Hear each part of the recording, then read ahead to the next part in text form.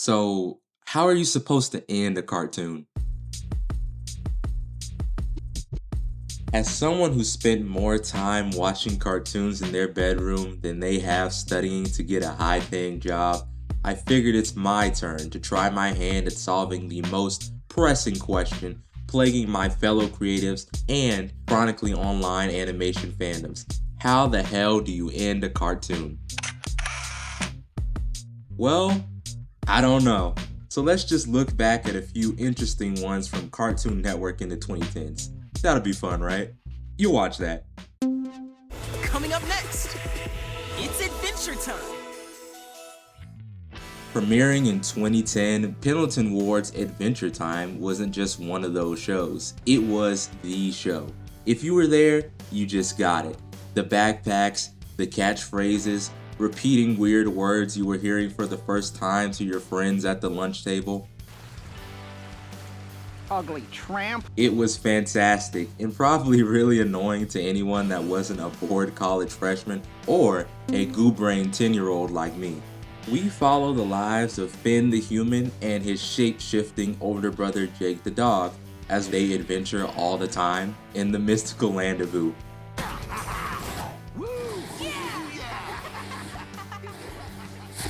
And well, that's where things get weird. See, Adventure Time was so funny because it could be anything.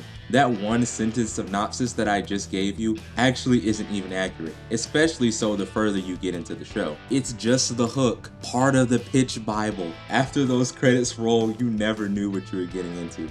This episode is about Finn and Jake.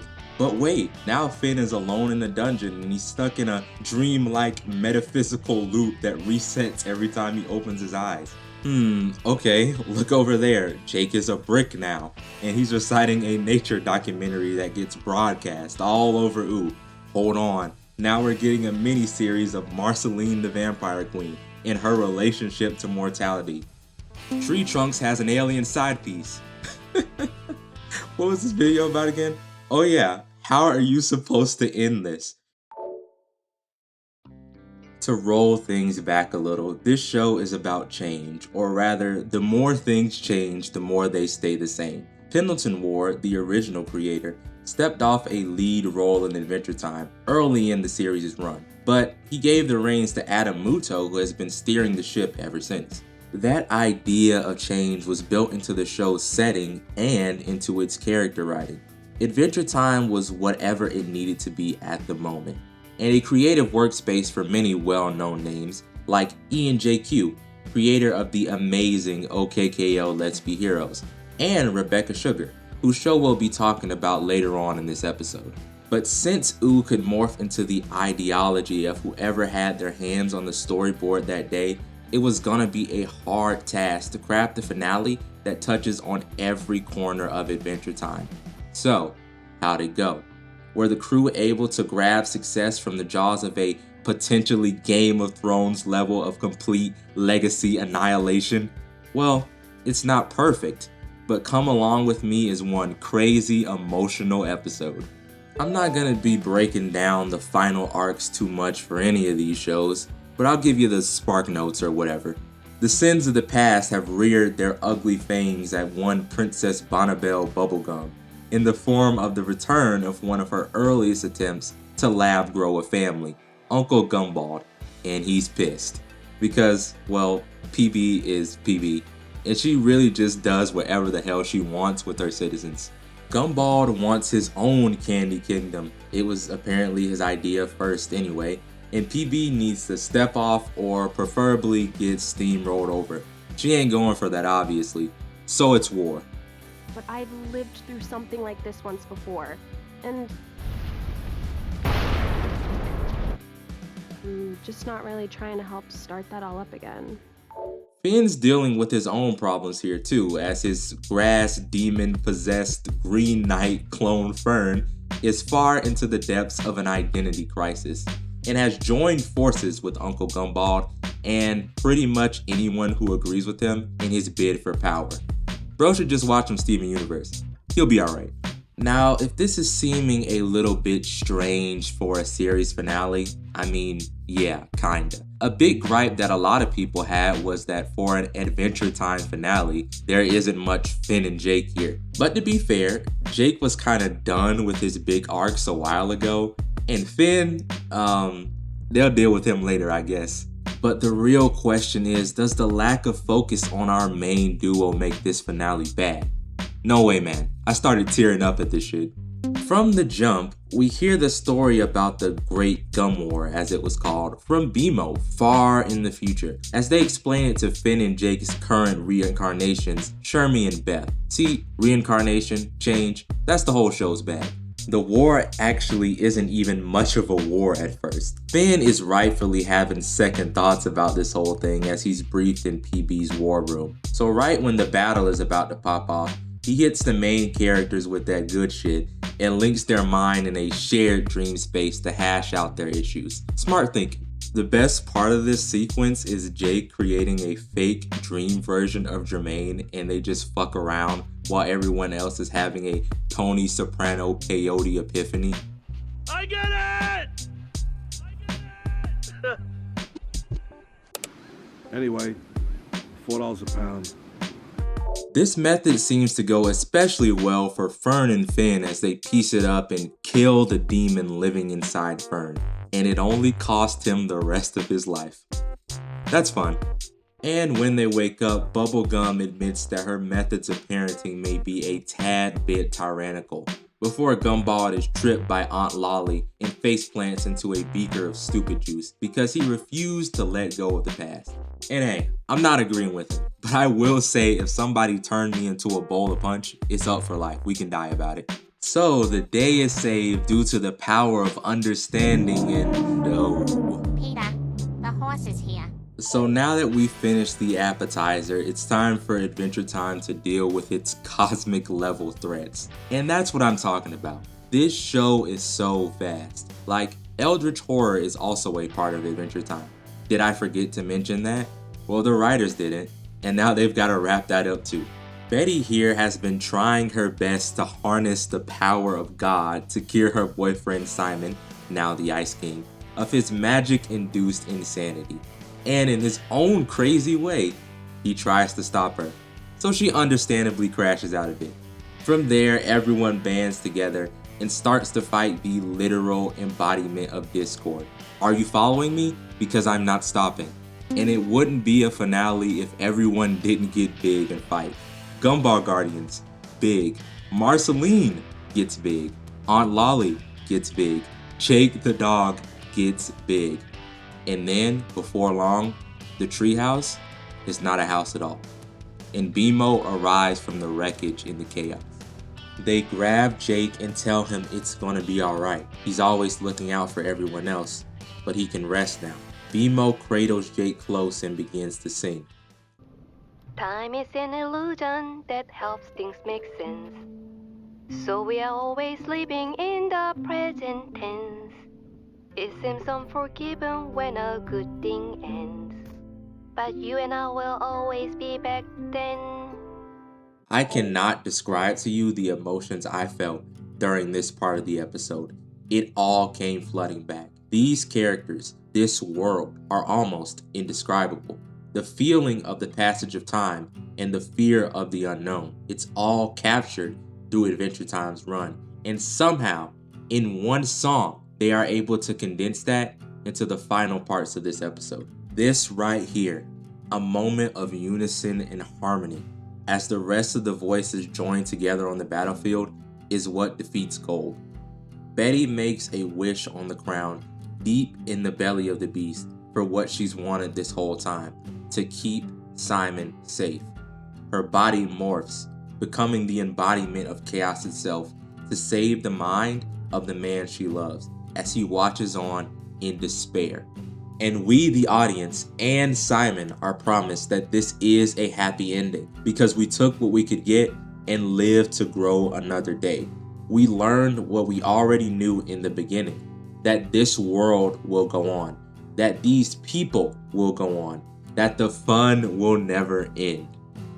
The finale of Adventure Time works like your best friend hitting you over the head with a brick that they were holding behind their back the entire time they were talking to you, meaning everything comes out of nowhere. Now, this episode is not near the best that the show has to offer, but the magic of those last 12 minutes, the feelings and emotion that the crew were able to condense into the end are more than worth it. It's so fucking good, and it's so goddamn Adventure Time. Now, maybe in a different world, all this would make me even sadder, but this fun really will never end. I just got done watching that new Fiona and Cake today. Coming up on Cartoon Network, next, more Regular Show. Regular Show by J.G. Quintel. Clerks for kids. At least that's what I realized when I watched Clerks for the first time in my early 20s. What is there to say about this show that 200 different Mordecai relationship video essays haven't said already? Two 20-something slackers named Mordecai and Rigby try to keep their low-paying jobs at the park. From there, much like Adventure Time, anything can happen. Mordecai and Rigby could get in a tap dancing battle with the god of show business, as an 80s classic plays in the background. And that would, in fact, be a regular day. But while Adventure Time's peak in popularity seemed to happen near its start, Regular Show only seems to become more and more loved with each passing year. Why? Well, for one, because this show is hilarious. Were they big? These balls were huge. Regular Show goes lots of places, especially with its relationships. This series worried more about its characters simply growing up, and it always checked in to make sure you got a laugh the entire time it was happening. So how do you finish a show that was somehow the most real and surreal that Cartoon Network was offering at the time? Well, you send the park to space. Welcome to space, everybody! Regular Show is now in space!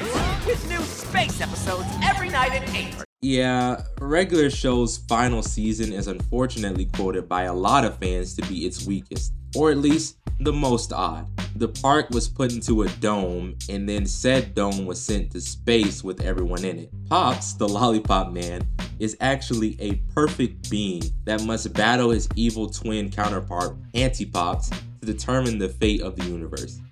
Mordecai and Rigby, along with Eileen and the rest of the park crew, need to help Pops to fulfill his destiny and break a boundless cycle of death and rebirth.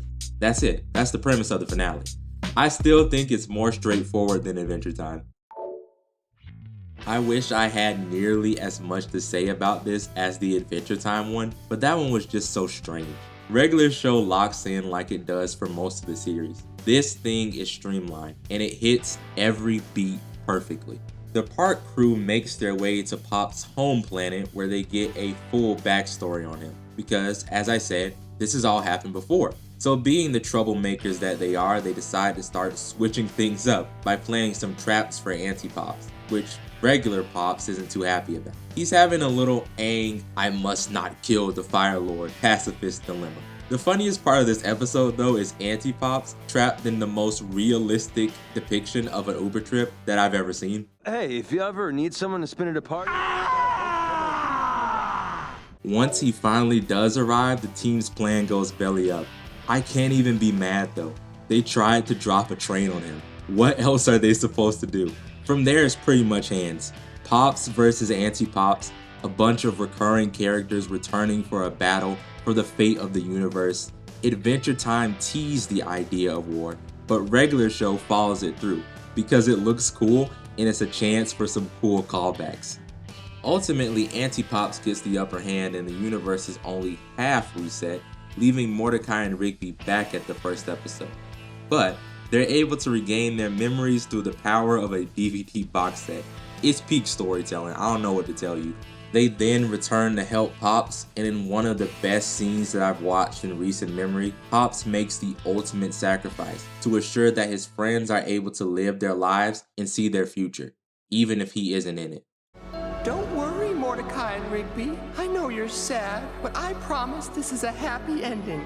Take care of each other. Goodbye. The park crew returns back to Earth and we get a montage of the rest of their lives to the tune of David Bowie's Heroes. Everyone reunites years later with their weird-ass looking kids as Pops watches on from above. Jolly good show. Regular show was nothing if not consistent. Consistently funny, consistently real, and consistently hitting you with emotions you didn't expect. Things may get strange, but in the end, Regular Show is just that. A show about life and what it means to be an adult. And that will keep being relevant forever, bringing in old and new fans to entertain for years to come. But its presence will be missed as, oh, wait, we're getting more Regular Show too, huh?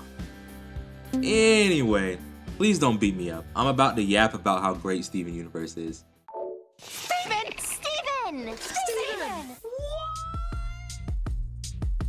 Steven Universe, created by Rebecca Sugar, is no lie one of the most important cartoons to air in the last decade. Its influence can be felt throughout the industry and in indie circles. Hell, even in music. It is also, however, one of the most divisive shows on the internet. Less so now than when it was airing, but still controversial nonetheless.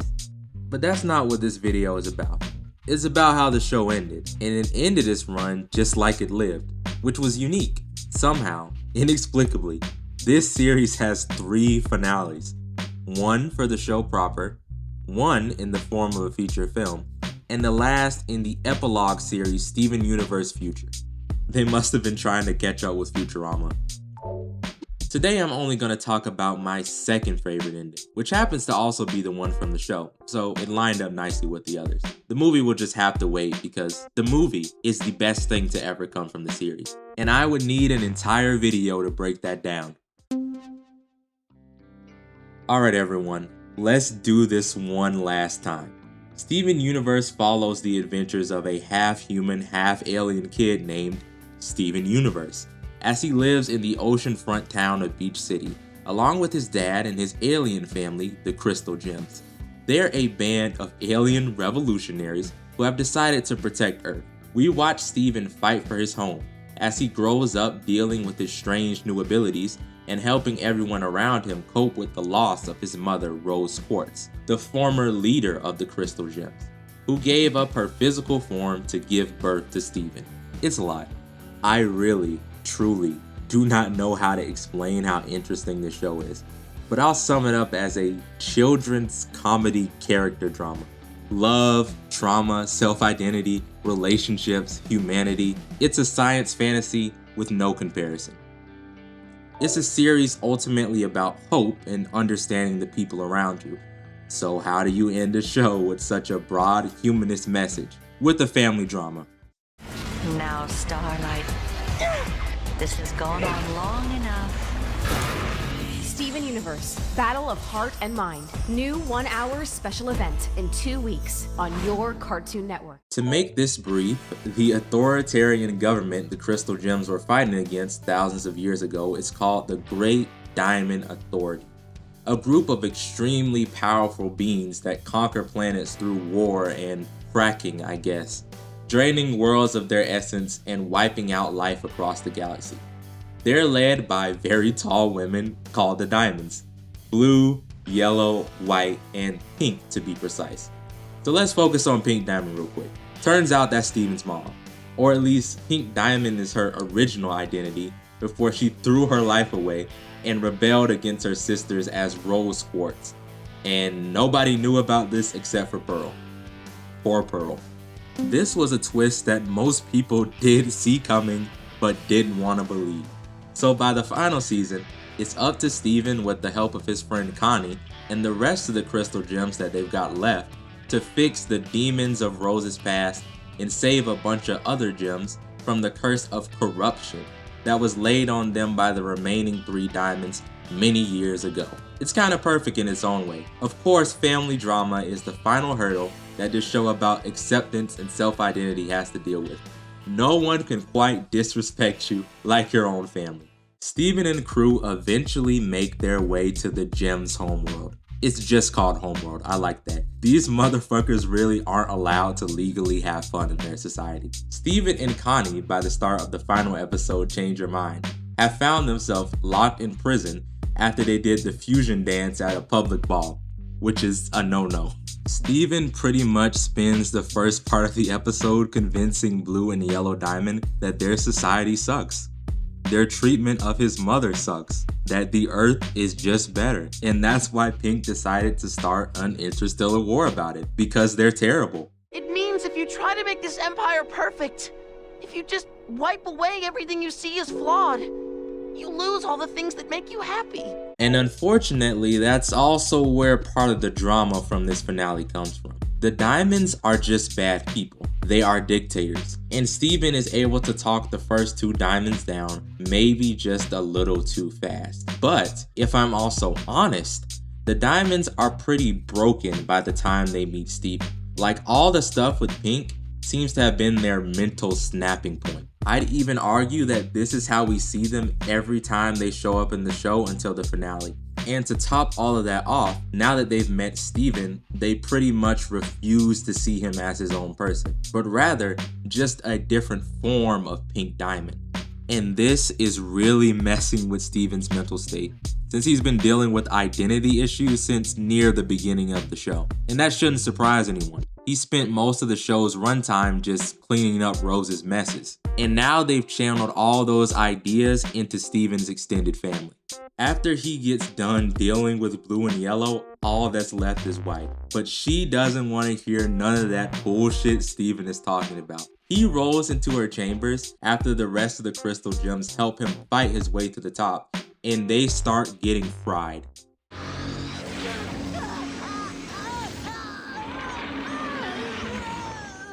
This scene has been talked about lots online, so the only thing that I want to add is that it's really funny that White has no idea what she's talking about. She's just talking for the sake of hearing herself talk. At first, her angle is that Steven is just Rose pretending to be a human, but a few seconds later, she contradicts herself, saying that Rose is hiding inside of Steven. Like, maybe he is a human, but Pink still has to be there. She can't just be gone. I didn't pick that up the first couple times I watched this. White has no idea what Steven is, even if she does a really good job of pretending like she does. She's hurt, she's confused, and she's taking it out on the entire galaxy because she completely failed her entire family. After a quick back and forth, Steven gets done like a Mr. Potato Head, and then he puts himself back together, affirming for the last time that he is Steven. And while he may have his mother's gem, it's his now, and she can't come back. White Diamond realizes that she's just as susceptible to being flawed as everyone else, and falls in line with the rest of the Diamonds in doing whatever she can to please Steven. In this case, that means fixing the corrupted gems via hot tub pool party. It's all happening so fast. The show ends with Steven singing a sweet song about the message of accepting yourself and allowing people close to you if they just learn a little respect. It's nice. But okay, the elephant isn't just in the room with us, it's knocked down the fucking door. Do the Diamonds get off too easy? I just wish we had some more time for this. The Diamonds aren't completely redeemed by the end of the series like a lot of people say. They're just kissing ass, and you get a lot more of that in the movie. They're still just as shattered by the death of Pink as the rest of the gems, but Steven is not as invested in sorting that out for them as he usually would be. That's really most of my 2 cents on it, but what really matters to me is, does Change Your Mind work as a finale? And yeah, I think it's an amazing episode. It keys in on Steven's central themes and does an artistic decision to defeat the Diamonds through mostly verbal conflict resolution, encapsulating everything that the show stood for. That hope will always win in the end, even if it takes time. I can respect that heavy. But when you make an artistic choice that goes against the idea of a television program as a means of gratifying entertainment, there will be backlash. I can admire them for sticking to their guns and pushing through the negativity, and so much else they were able to trailblaze with this show. Steven Universe is a cartoon that you won't ever forget if you let it drive its fan into your heart. I actually can't believe I wrote that. It's gonna make me throw up. So after revisiting some of my favorite finales from the 2010s, have I found the secret sauce to please all the fans on the internet? Well, all these endings were different and reflected the changes that each series went through. They all had a cool final battle with a bit of fan service to wrap up things that we didn't get to see in the main series. And the music choice was spot on. But really, having sat on it, I don't think any of that mattered too much. I think the reason I still love all these finales is because they made sure to give some time to what made each show special. So if you and me are ever trying to wrap up our own successful long-running cartoon, maybe we just have to remember what made us come up with the idea in the first place, and everything else will just fall in line. Or maybe we need to just make everybody get big.